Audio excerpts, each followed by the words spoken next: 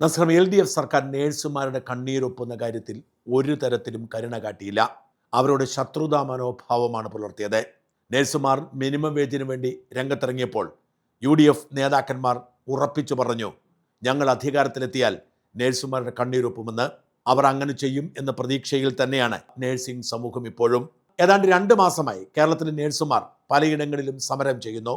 ഏതാണ്ട് 490ഓളം ആശുപത്രികളിലെ സമരം ഒത്തുതീർപ്പായി. 8,000 രൂപ മുതൽ 15,000 രൂപ വരെ മിക്ക ആശുപത്രികളും അധിക ശമ്പളം കൊടുക്കാമെന്ന് ഉറപ്പിച്ചാണ് സമരം പിൻവലിച്ചതും അവർക്ക് ശമ്പളം കൊടുക്കുന്നതും.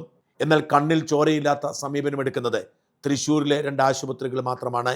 കത്തോലിക്ക സഭ നേതൃത്വം കൊടുക്കുന്ന ജൂബിലിയും അമലയും. ബാക്കി എല്ലാ ആശുപത്രികളും, എറണാകുളത്തെ ആസ്റ്ററും ആലുവയിലെ രാജഗിരിയും കോട്ടയം കാരിത്താസും അടക്കം എല്ലാ ആശുപത്രികളും ശമ്പള വർധനവ് നടത്തി. തിരുവല്ലയിലെ ബിലീവേഴ്സിനെ പോലെയുള്ളവർ ഒരു ദിവസം പോലും സമരത്തിന് അനുവദിക്കാതെ ചോദിച്ച ശമ്പളം കൊടുത്താണ് പ്രശ്നം പരിഹരിച്ചത്.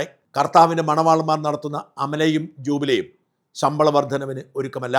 അവർ സഭാ നേതാക്കളാണ് എന്നതുകൊണ്ട് വ്യാജ പ്രചരണം നടത്തി സമരം ചെയ്യുന്ന പാവപ്പെട്ട നേഴ്സുമാരെ അധിക്ഷേപിച്ച് മുന്നേറുന്നു. അവരുടെ പ്രശ്നമൊന്ന് പരിഹരിക്കണം, അതുപോലെ നേഴ്സുമാരുടെ മിനിമം സാലറി വർദ്ധിപ്പിക്കണം, മറ്റ് പ്രശ്നങ്ങൾ കേൾക്കണമെന്ന് ആവശ്യപ്പെട്ടുകൊണ്ട് കഴിഞ്ഞ ദിവസം തൊഴിൽ മന്ത്രി ബിന്ദു കൃഷ്ണയെയും ആരോഗ്യമന്ത്രി കെ മുരളീധരനെയും പോയി കാണാൻ സാധിച്ചു. UNA പ്രസിഡന്റ് ജാസ്മിൻ ഷാ അടക്കം UNAയുടെ ഒരു സംഘം നേതാക്കൾക്കൊപ്പമാണ് നിയമസഭയിലും സെക്രട്ടേറിയറ്റിലുമായി പോയി മന്ത്രിമാരെ കണ്ടത്. അവർ പ്രശ്നം പരിഹരിച്ചോളാം എന്ന് ഉറപ്പ് നൽകിയിട്ടുണ്ട്. ജാസ്മിൻ ഷായും സംഘവും വന്ന് തിരുവനന്തപുരത്ത് താമസിച്ചത് എൻ്റെ വീട്ടിലായിരുന്നു. 2 ദിവസം ജാസ്മിനൊപ്പം യാത്ര ചെയ്തപ്പോൾ എനിക്ക് സത്യം പറഞ്ഞാൽ സങ്കടം വന്നു, കരച്ചിൽ വന്നു എന്ന് പറയട്ടെ. പ്രമേഹം അതിൻ്റെ മൂർധന്യത്തിൽ നിൽക്കുന്ന ദുർബലനായ ഒരു മനുഷ്യനാണ് ജാസ്മിൻ ഷാ എന്ന് തിരിച്ചറിഞ്ഞത് ഇപ്പോഴാണ്. നേരെ ഭക്ഷണം കഴിക്കാൻ പോലും പറ്റില്ല. ഏതു നിമിഷവും പ്രമേഹം കൂടുകയോ കുറയുകയോ ചെയ്യാം. ഈ നേഴ്സിംഗ് സമരത്തിന് വേണ്ടി ഇറങ്ങിപ്പുറപ്പെട്ട് ആഹാരക്രമം തെറ്റി അതിശക്തമായ സമ്മർദ്ദത്തെ അതിജീവിക്കാനാവാതെ പേരുദോഷങ്ങൾ കേട്ട് സ്വയം ചോദിച്ചു വാങ്ങിയതാണ് ഇവയൊക്കെ. ജാസ്മിനുമായി 2 ദിവസം അടുത്തിടപെട്ടപ്പോൾ ഞാൻ വേദനയോടുകൂടി സ്വയം ചോദിക്കുകയായിരുന്നു, എന്തെല്ലാം പേരുദോഷങ്ങളാണ് ആ ചെറുപ്പക്കാരനുള്ളത്. അയാൾ ജിഹാദിയാണ് എന്ന് പറയുന്നവർ ഏറെയാണ്. ക്രൈസ്തവ മാനേജ്മെൻറ്റുകളെ കുട്ടിച്ചോറാക്കാൻ വേണ്ടി അയാൾ ജിഹാദികളുടെ കപ്പം വാങ്ങി സമരം നടത്തുന്നു എന്ന വ്യാജ പ്രചരണം ചിലർ നടത്തുന്നു. എന്നാൽ ക്രൈസ്തവ മാനേജ്മെൻറ്റുകളെക്കാൾ കൂടുതൽ UNA സമരം നടത്തിയിരിക്കുന്നത് മുസ്ലിം മാനേജ്മെൻറ്റുകളിലാണ് എന്നത് ഇവരിൽ പലരും തിരിച്ചറിയുന്നില്ല.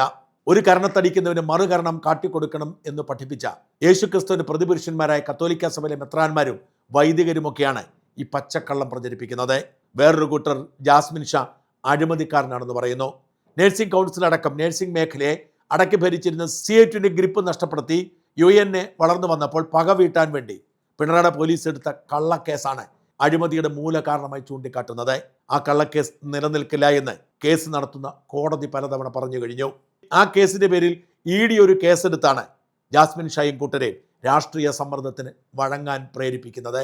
ഇതിനിടയിലാണ് ആയിരക്കണക്കിന് നേഴ്സുമാർ പ്രതീക്ഷയോടെ ജാസ്മിൻ ഷായെയും UNAയും നോക്കുന്നത്. ഇവർക്കൊക്കെ വേണ്ടി ജാസ്മിൻ ഷാ അങ്ങോട്ടും ഇങ്ങോട്ടും ഓടി നടക്കുന്നു.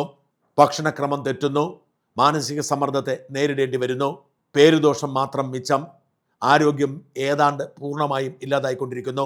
എന്തിനാണ് ഒരു മനുഷ്യൻ ഇങ്ങനെ നിസ്വാർത്ഥമായി തൻ്റെ സമൂഹത്തിന് വേണ്ടി പ്രവർത്തിക്കുന്നത്, പെരുമാറുന്നത് എന്ന് അറിയാതെ ചോദിച്ചു പോകും ജാസ്മിൻ്റെ അവസ്ഥ കാണുമ്പോൾ. 2 ലക്ഷത്തിലധികം രൂപ ശമ്പളം കൈപ്പറ്റി തിരൂരിലെ ഒരു സ്വകാര്യ ആശുപത്രിയിൽ CEO ആയി പണിയെടുക്കുകയാണ് ജാസ്മിൻ ഷാ ഇപ്പോൾ.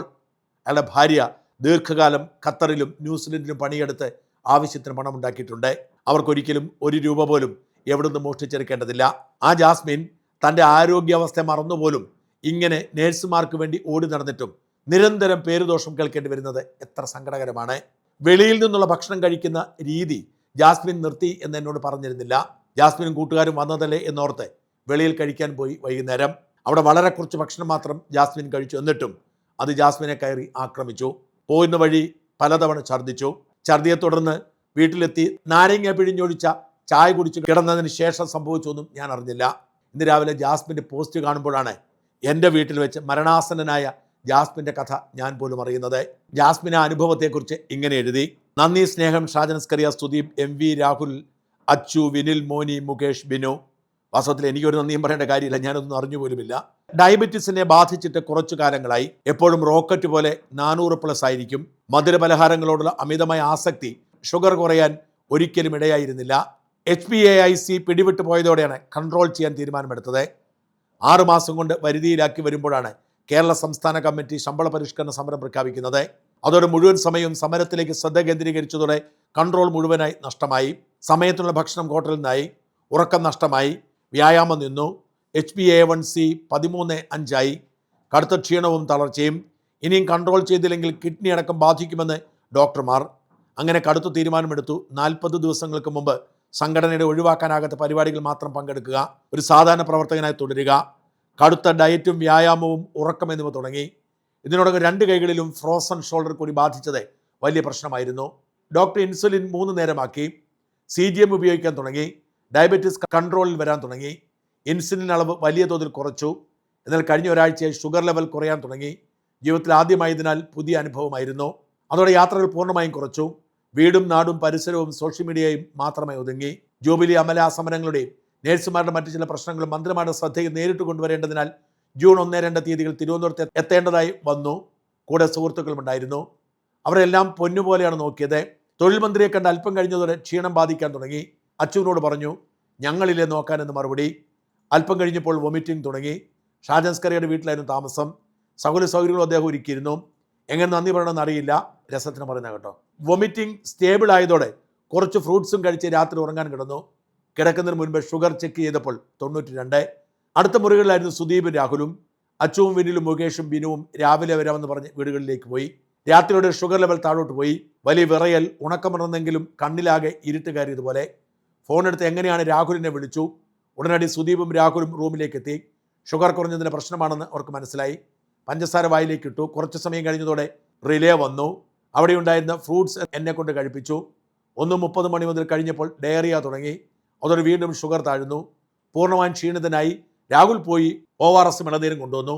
ഈ സമയമൊക്കെ എൻ്റെ ഓരോ സമയത്തും ഷുഗർ നിലയിൽ പരിചരണമായി സുദീപും അല്പം കഴിഞ്ഞപ്പോൾ മെഡിസിനുമായി അച്ചുവും വിനിയിലും എത്തി. രാവിലെയോടെ എല്ലാം കൺട്രോൾ. ആരോഗ്യമന്ത്രിയെയും കണ്ട് ഞങ്ങൾ പരിഗണനയിൽ കൊണ്ടുപോയ ഭക്ഷണവും കഴിപ്പിച്ച് റെയിൽവേ സ്റ്റേഷനിലാക്കിയ ഷാജൻ സർ മടങ്ങിയത്. എൻ്റെ പ്രിയ കൂട്ടുകാർ, ഞാൻ സഹപ്രവർത്തകർ എന്നെ പരിചരിച്ച വിധം കരുതൽ ഞാൻ നേരിട്ട് അനുഭവിച്ചു. അവരോടുള്ള നന്ദിയും സ്നേഹവും കരുതലും വാക്കുകൾ പ്രകടിപ്പിക്കാൻ കഴിയില്ല. അമല ജൂബിലി സമരം അവസാനിക്കുന്നതോടെ ഒരു സാധാരണ പ്രവർത്തന സജീവമായ സംഘടനയ്ക്കൊപ്പം തുടരും. സമരക്കാർക്കൊപ്പം സജീവമായി ഒപ്പമിരിക്കാൻ എനിക്ക് കഴിയില്ലെങ്കിലും അവർക്കൊപ്പം നിന്ന് പോരാട്ടം നയിക്കുന്ന എൻ്റെ പ്രിയ സഹപ്രവർത്തകർക്ക് അഭിവാദ്യങ്ങൾ നേരുന്നു. സമരത്തിനുടൻ ഒരു ശുഭകരമായ അന്ത്യമുണ്ടാവുക തന്നെ ചെയ്യും. സത്യം പറയാമല്ലോ, ജാസ്മിൻ 2 ദിവസം കൂടെ താമസിച്ചിട്ടും ഈ ഗുരുതരാവസ്ഥ ഞാൻ തിരിച്ചറിഞ്ഞില്ല. ഈ സംഭവം ഉണ്ടാകുമ്പോഴൊക്കെ ഞാൻ ആ വീട്ടിൽ തന്നെ ഉണ്ടെന്ന് ഓർക്കണം. എന്നോട് ഇവരാരും ഒന്നും പറഞ്ഞില്ല. രാത്രിയിൽ ഷുഗർ ലെവൽ കുറഞ്ഞു എന്ന് പറഞ്ഞെങ്കിലും ഇത്രയും വലിയ സാഹചര്യം ഞാൻ പോലും അറിഞ്ഞില്ല. ജാസ്മിൻ പതിയെ പതിയെ പിന്മാറുകയാണ് എന്നതും ഞാനിപ്പോഴാണ് അറിയുന്നത്. വാസ്തവത്തിൽ ജാസ്മിൻ ഷാ എന്ന ചെറുപ്പക്കാരൻ എന്തിനു വേണ്ടിയാണ് ഇങ്ങനെയൊക്കെ സഹിക്കുന്നത് എന്ന് ചോദിച്ചു പോവുകയാണ്. എന്നിട്ടും അയാൾക്ക് കേൾക്കേണ്ടി വരുന്ന പഴികളെക്കുറിച്ച്, നുണകളെക്കുറിച്ച്, കുത്തുവാക്കുകളെക്കുറിച്ച് ഓർക്കുമ്പോൾ ആരും മറന്നില്ലെങ്കിലും പ്രിയപ്പെട്ട നേഴ്സുമാരെ, മാലാഖമാരെ, നിങ്ങളെങ്കിലും ഇയാളെ മറക്കരുത്.